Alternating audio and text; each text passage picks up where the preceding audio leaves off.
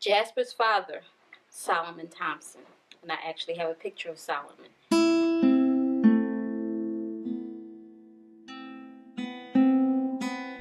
The handed-down family's records of Monique Crippen-Hopkins state the Thompsons were all slaves of the Washingtons down to Jasper Thompson. Most of the time, they worked at enhancing the lands and homes of the Washington family members at their homes in Jefferson County.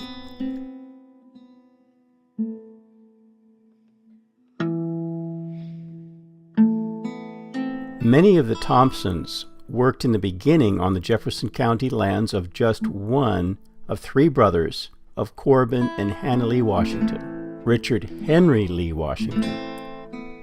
The will of John Augustine, their grandfather, set out that his 2,720-acre property in today's Jefferson County would be divided among his three grandsons incrementally as each one turned 21, and they were born a year apart.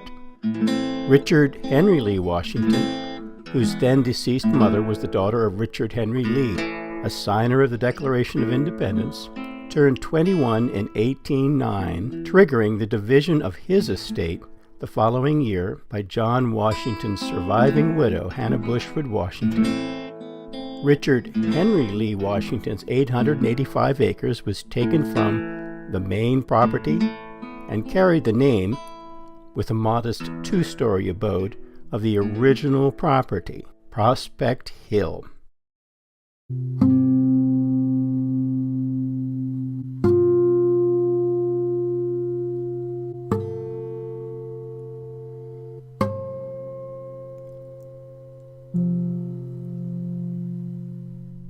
Because his two brothers, John Augustine and Bushwood Corbin, would become eligible to receive their 892 and 942 acres respectively in the very next 2 years, Richard was given other things. Above all, he was given the skills and work ethic of a considerable family, albeit enslaved by law, the Thompsons. Jasper's father, Solomon, was but an infant in 1810, but there was also Fortune, Jasper's grandfather, who was the gardener on the farm. There was Haney Richardson, who with Fortune had and raised 8 children, along with Solomon. Prospect Hill also benefited from the contributions of Haney Richardson Thompson's parents at that same time, Boson and Hannah Richardson.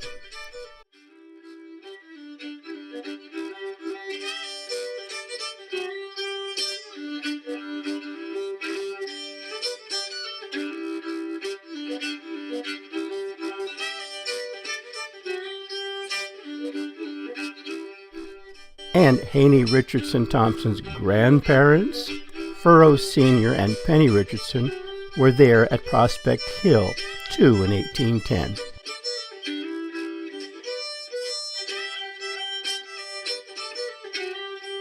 The Thompson family was mostly at Prospect Hill in 1810, but for Jasper Thompson's great-grandfather, father of Fortune and grandfather of Solomon, who lived at another nearby Washington home bought and developed by George Washington since the early 1750s. His name was Jasper Thompson, too. He was working for John and Elizabeth Ayres. He, a famed architect who rented since 1786 from George Washington his bullskin plantation, where they built a fine home, and also, with the help of Jasper, farmed another 700-acre parcel, also rented from George.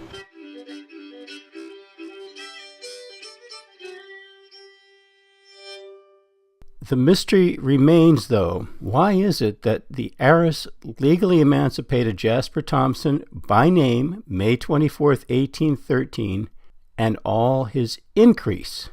But his descendants, Fortune and Solomon and the family, were enslaved again. Tradition followed in Virginia at that time was that the increase would assume the status of the mother, not the father. The wife of this earlier Jasper Thompson is not known to Monique Crippen-Hopkins or the family, and this woman could have remained enslaved.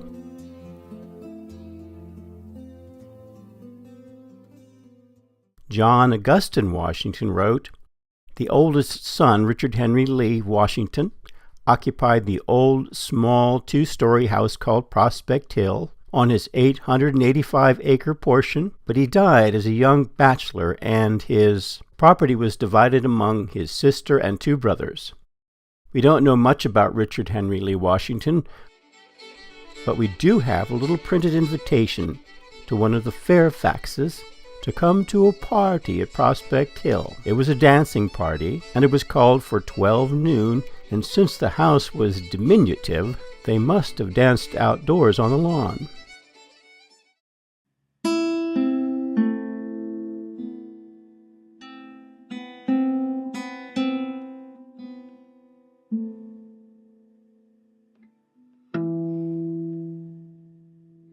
Blakeley.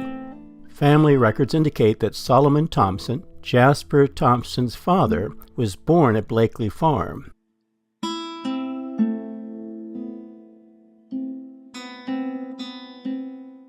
The same farmhands, though technically owned by each of three brothers owning adjacent lands, were to work cooperatively on the three farms, and they did.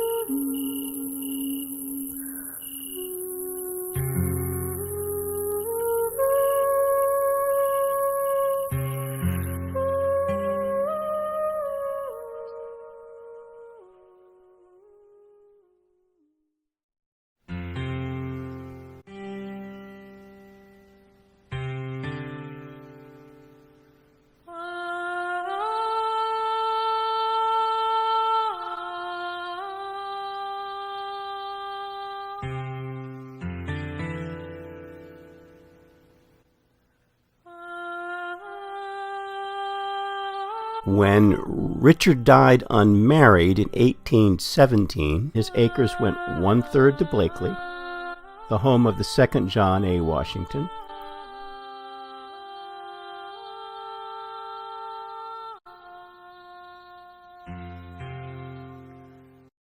one-third to Claymont, Bushwood Corbin Washingtons,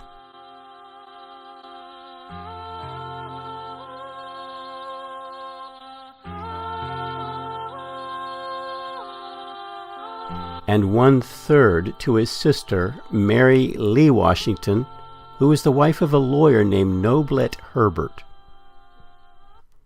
Perhaps with this transfer of 274 acres of Richard Washington's going to Blakeley, some of the Thompsons of Prospect Hill also went over to help at this newly minted farm site of the future inheritors of Mount Vernon. John Augustine Washington II and his remarkable wife, Jane Charlotte Blackburn Washington. Buildings needed building, and the womb of Mrs. Washington was a busy place.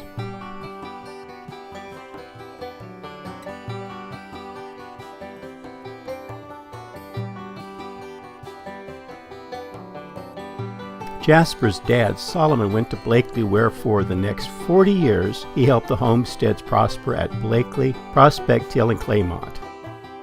Claymont, the massive home built by the brother of John Augustine, Bushwood Corbin Washington, faced Blakeley a short distance from across the Bullskin Run.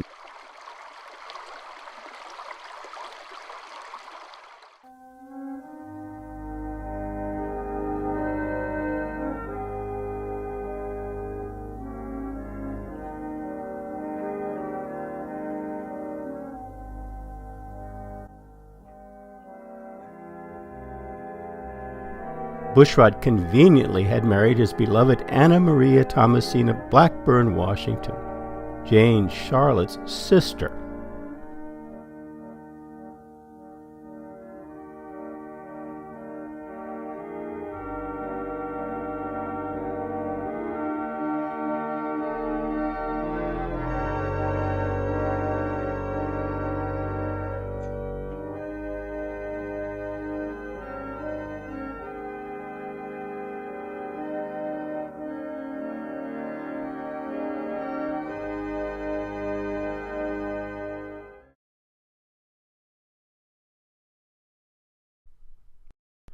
Two of Solomon's siblings, Matilda and Richard, kept up residence at Prospect Hill until they died many years later, sharing the residence and workload from before, during, and after the Civil War with the final Washington family owner, Bushwood Washington Herbert, a peaceable insurance man who left the smallish main house, barn, a small graveyard, and outbuildings of Prospect Hill to Matilda Thompson, provided she did not marry. In 1829, John Augustine and Charlotte inherited Mount Vernon upon the death of their childless uncle, Justice Bushwood Washington. In just 3 years, John Augustine succumbed to a common fate of many Washington family members, tuberculosis, making Jane Charlotte the owner and maintainer of the most popular and revered home in America at a time when the slavery issue threatened, and George Washington's memory was one of the few ties that could still bind all Americans, North and South. Today's John Augustine Washington, the family historian, once said, "One of the most conspicuous people in the history of the Washington family always seemed to me to be Grandmother Jane." Her take on the obligation of Mount Vernon was put down in a letter to George C. Washington in 1840. "I never would have submitted to the endless intrusions and sacrifices of everything like private right and domestic privacy to which we are liable here, but that I believe it arises frequently from sincere, though thoughtless desire of honoring the memory of General Washington. 'Tis a feeling calculated to inspire and strengthen virtuous and patriotic principles, and cement more firmly the ties that bind us together as a nation. We have done, and shall continue to do, all we can to keep the place from entire decay. It is yearly becoming more expensive and difficult to do so. The buildings all ought to be thoroughly repaired, or they must in a few years go down. While these Mount Vernon Washingtons never repudiated slavery outright, much to the imagined dismay of their great and far-sighted ancestor, Jane Charlotte Washington and her two sisters regularly freed some people, tried to educate as many as possible, and used all their influence and considerable resources to protect and keep families intact. Thank you for your interest in the fascinating, truly unique history of Jefferson County, West Virginia. You have seen Jefferson County's history as it involves the Washington family, descended from John Augustine Washington, those who would own and preserve Mount Vernon, but who also lived in their home Blakeley in Jefferson County. We have also experienced and learned about enslavement in Jefferson County. Now, we turn to the two main actors of this story in the theater of real life, Dolly Thompson and Jasper Thompson, and Jasper's Destiny Day, September 6, 1906.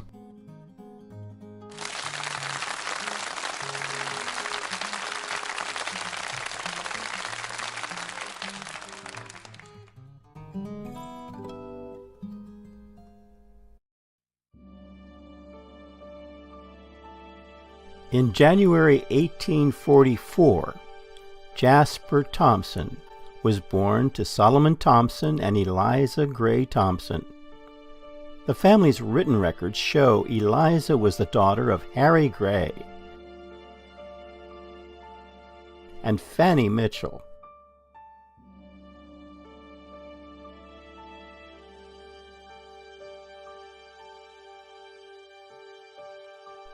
Jasper was born at a location that Jasper himself simply called, in his official enlistment form for the United States Colored Troops later on, as Harper's Ferry.